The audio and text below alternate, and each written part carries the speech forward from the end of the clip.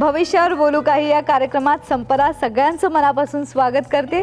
राशीचक्रकार शरदजी उपाध्ये उपस्थित आहेत. आपलंही मनापासून स्वागत. आपण ग्रहांच्या दृष्टीविषयी माहिती घेतली आणि तरीही आपल्याकडे प्रश्न आलेत bhavishya@mimarathi.tv या ईमेल ॲड्रेसवर. तेच प्रश्न वास्तविक पाहता याची उत्तरं आम्ही काही भागांमधनं वेगवेगळ्या पद्धतीने दिलेली आहे, पण तरीसुद्धा एक सामान्य शंका म्हणून तुम्ही आमच्यापर्यंत पोहोचवलीत. हा प्रतिसाद आहे असं मी समजते या कार्यक्रमाचा. आणि पहिलाच प्रश्न शरदजी असा आला आहे की सर्वच ग्रहांच्या दृष्टी या अशुभ असतात का? प्रत्येक ग्रहाची 7वी दृष्टी तीच, डोळे. पण मंगळ एकदम गरम बघणार. तुमच्या रागावलेला माणूस बघतो त्याला कसं वाटतं. राहू छद्मीपणाने बघतोय, गुरु आपुलकीने बघतोय. मी तुला एक उदाहरण देतो. हे आपल्या मी मराठीचं सकाळी जे गाणं लागतं ना, मी मराठी, तेव्हा एक एक जण समोर येतो.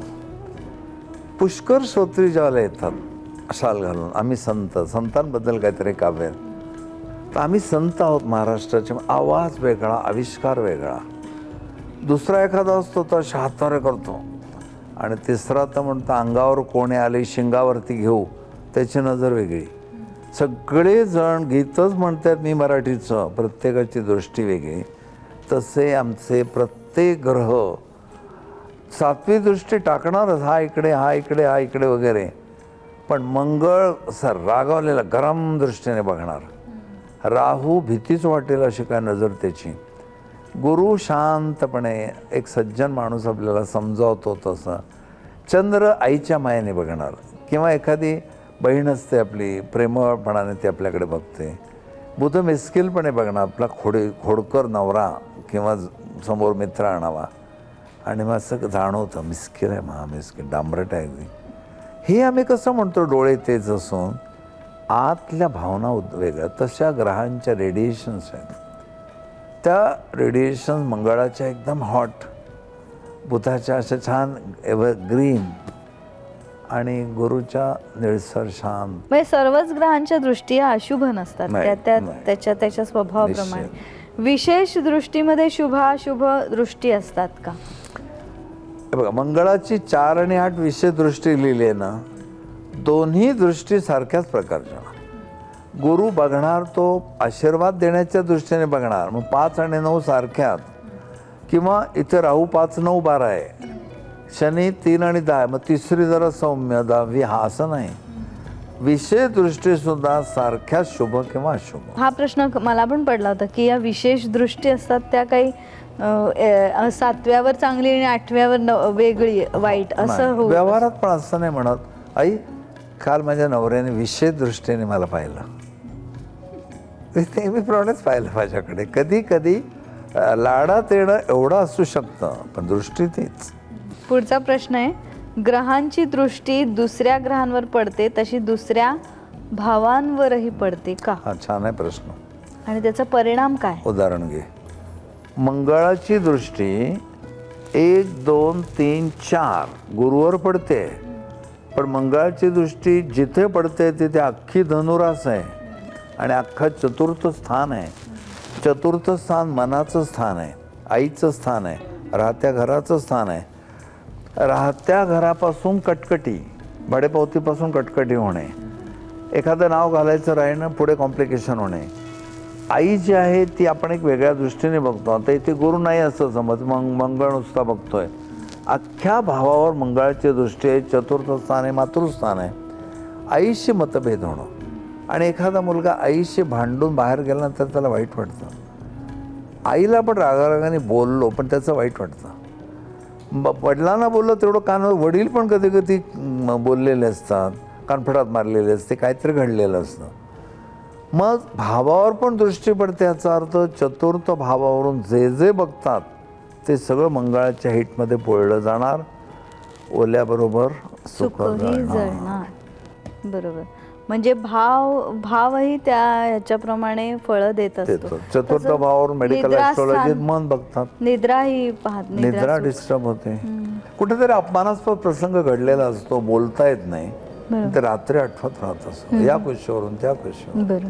कोणामुळे निद्रानाश होतो ते बघायला पाहिजे ना. बरोबर. की आता समजा इथे ग्रहाची दृष्टी दुसऱ्या ग्रहांवर पडते तशी भावांवरही पडते का असं विचारलंय, तर याच कुंडलीचा समजा आधार घेतला आणि या मंगळाची दृष्टी तिथे राहूशी जर निगडीत असेल, समजा या गुरुच्या ऐवजी इथे राहू राहू असेल, आहे. तर काय परिणाम देईल? आता बघ, इथे राहू मुळात चांगला नाही. आमच्या राहत्या घरी राहूसारखा ड्रॅगॉन्स हेड फक्त शिर फिरते एखादं घरामध्ये, कसं वाटेल? म्हणजे चतुर्थातला राहू घराचं पावित्र्य नष्ट करेल, आईची माया नष्ट करेल, राहत्या घरासंबंधी प्रॉब्लेम होतीलच. पण मेडिकल ॲस्ट्रॉलॉजी पण हे स्थान 4थं आहे. 4 म्हणजे मन आणि 4 म्हणजे पोट, उदर, जठर. आधी चतुर्थात राहू असल्यामुळे पोटाचे काही अनाकलनीय विकार आहेत, डॉक्टरनाही कळत नाहीत. आणि त्यात मंगळ बघतोय. कितीतरी केसेस अशा येतात की डॉक्टर लोक सगळ्या टेस्ट करतात पण काही कळतच नाही, दुखणं चालू आहे.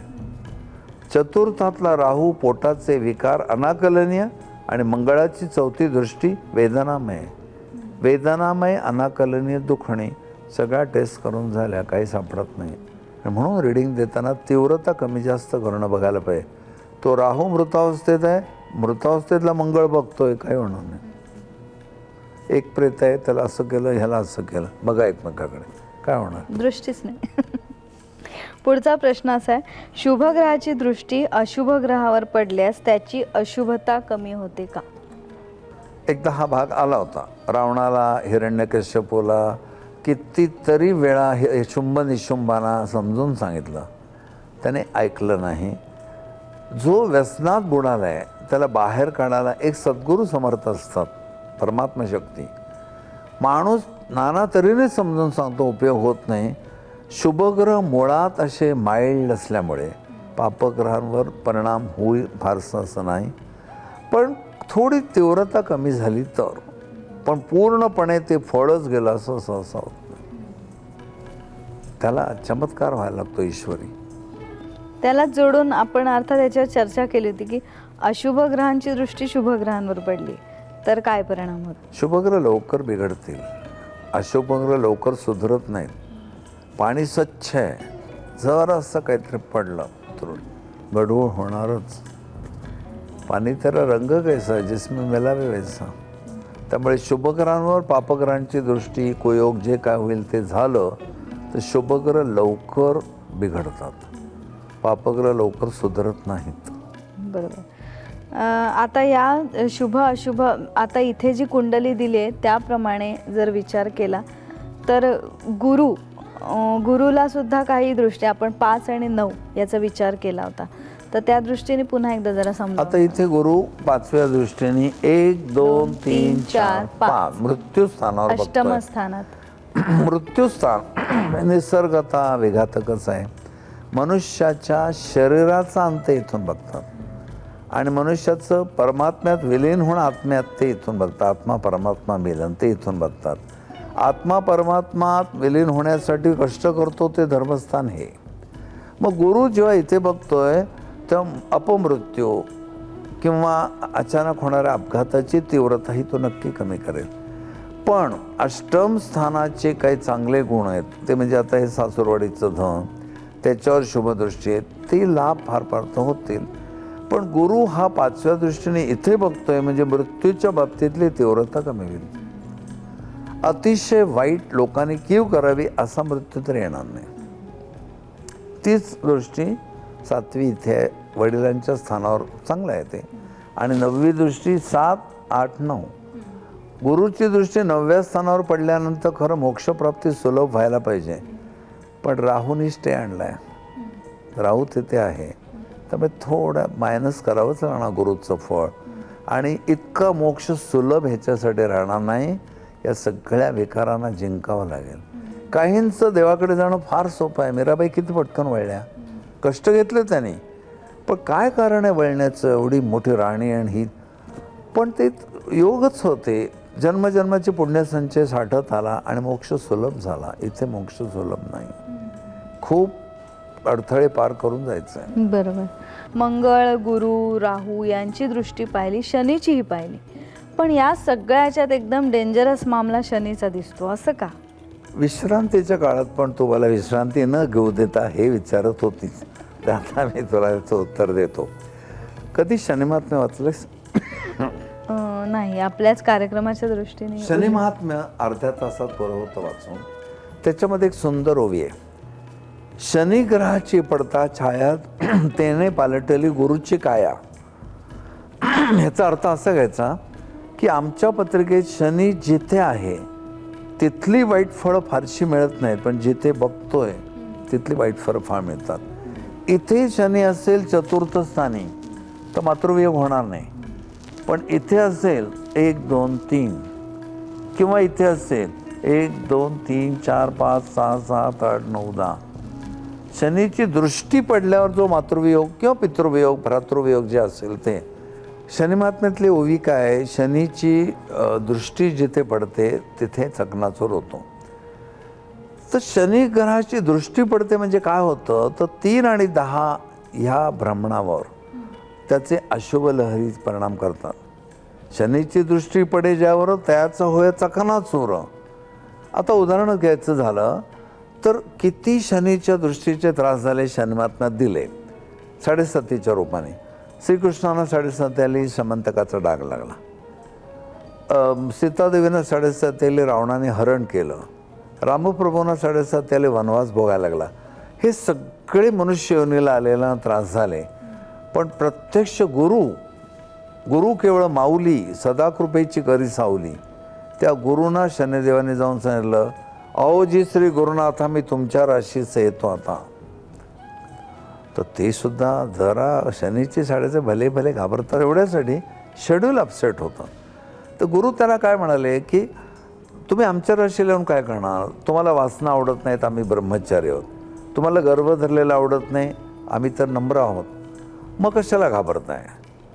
आणि मग शनीला 7.5 सगळं बार्गेनिंग झालं. 7.5 वर्ष नको, 5 वर्ष नको, 2.5 वर्ष नको, 1.25 प्रहर तरी मी येतो. नाही तर उद्या लोक म्हणतील शनी पक्षपाती आहे. आणि सूक्ष्म अहंकाराला जो शनीला आवडत नाही, 1.25 प्रहरामध्ये मी नदीवर जाऊन स्नान करीन, देवपूजा करीन, मग तो शनी काय करील, संपला विषय. ठीक आहे म्हणा. आणि गुरु महाराज ज्या गावातून नदीवर चालले होते, शनीची दृष्टी पडली गुरूंवर, तेने पालटली गुरुची काया. आणि लोकांना काय दिसलं त्यांच्या ठिकाणी, तर त्या गावातले 2 राजपुत्र शिकारीला गेले होते, परत आले नव्हते. आणि हे गुरु झोळी घेऊन निघाले होते. वाटेत भूक लागेल म्हणून 2 टरबूजं घेतली. ती एकमेकावर आपटून फुटत होती आणि लाल रस बाहेर पडत होता. गुरुची पाया पालटली म्हणजे काय, त्या एका सेवेकराला वाटलं ह्यानेच मारले.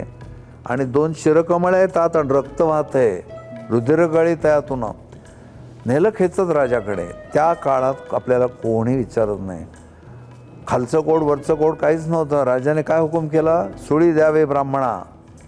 आणि घेऊन गेले त्याला सुळी द्यायला. पण शांत चित्त असल्याचा फायदा होतो. गुरु म्हणाले हा शनीचा प्रताप आहे, 1.25 प्रहर गेला पाहिजे, थोडाच राहिला आहे. मग त्या सेवेकरांना त्यांनी सांगितलं की थोडा वेळ थांबून जर तुम्ही आम्हाला 16वर द्याल तर आम्ही तुम्हाला 10 सहस्र रुपये देऊ. शनिमहात्म्यात स्पष्ट उल्लेख आहे, 10 सहस्र रुपये देणं घेणं त्यावेळेपासून चालू आहे. आणि 1.25 प्रहर संपला. मूळ स्थितीवर आले, राजपुत्र परत आले. राजाने साष्टांग नमस्कार तर केला, शनीने साष्टांग नमस्कार केला गुरुना. अहो जी श्री गुरुना आता कशी वाटली आमची वर्तणूक. ते म्हणले बापा शनैश्वरा, 1.25 प्रहरात केला माझा मातेरा, 7.5 वर्षे येतात शिकारा, मग काय होई कळेना. तू ग्रहा माझी ग्रह श्रेष्ठ जीवासे देसे बहु कष्टी, तू असे कष्ट देऊ नको. त्यावर ते काय म्हणाले, तुमचं म्हणणं मला मान्य आहे, पण एका गोष्टीत मी तडजोड करणार नाही. गर्भ धरले त्या पुरुषाशी ऐसेच गांजेन मी. आणि गर्विष्ठ माणसं मी धुळीला मिळालेली पाहिलेत. म्हणून आमच्या पत्रिकेत शनी ज्या स्थानात आहे त्या स्थानाने दर्शवलेल्या गोष्टीचा आपल्याला अभिमान असतो. माझा जर शनी इथे असेल 1 2 3 म्हणजे नोकरीचा मला फार अभिमान असतो. एक दिवस मला कलंक लागतो, नोकरीतनं काढून टाकलं जातं. माझा शनी इथे असेल तर 1 2 3 आणि मी सांगतो वा माझ्यासारखं कुटुंब नाही, फार सुख्या होता, पण ये दिन भी जाएंगे आणि पुन्हा ते. म्हणून अभिमान न धरणं, गर्व न धरणं हे शनीला अभिप्रेत आहे. तुम्ही शनीची 3री 7वी 10वी दृष्टी कुठे पडते ते बघा. त्या स्थानाने दर्शवलेल्या गोष्टीची काळजी घ्या. एखाद्याचं शनी इथे असेल, त्या मुलीच्या 10वी दृष्टी इथे पडते, तिला फार गर्व असतो आपल्या सौंदर्याचा, एकदम कोडाचा डाग येतो आणि सगळं चित्र बदलतं. पण तो शनी किती अंशावर आहे, कुठल्या अवस्थेत आहे, हे सगळं पाहायला पाहिजे. तो जर समराशीत असेल तर त्याचा अंश विषम सम आलं, ह्या ट्यूबलाईट सारख्या पेटत राहिल्या पाहिजेत ना. मधलीच ऑफ झाली तर वाईट दिसतात. त्या रीतीने ग्रहांच्या दृष्टीचे कथन संपूर्ण होत आहे. पण मी तुला एखादा प्रश्न विचारला तर तुला शनीची दृष्टी वाटते. थांबा थांबा थांबा.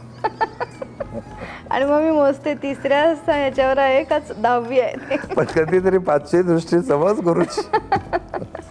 ठीक आहे. आज इथेच थांबते. आणि विशेष दृष्टी ही सुद्धा किती म्हणजे एखाद्याच्या भविष्य कथन करताना त्याला सूचना देत असताना किती उपयोगी पडते हेही या निमित्ताने समजलं. मी आणखी सांगू तुला, बुद्धिबळ खेळण्यापेक्षा या कुंडलीच्या शास्त्राने बुद्धीचं बळ वाढतं. एका वेळी सग्रहांच्या दृष्टी, योग, भाविष्यत्व किती नजर ठेवायला लागते ना. मग शेवटी बुद्धिबळात विजय कोण होतो? अष्टावधानी नाही, शतावधानी येतो. शतावधानी व्हा. आज इथेच थांबते. नमस्कार.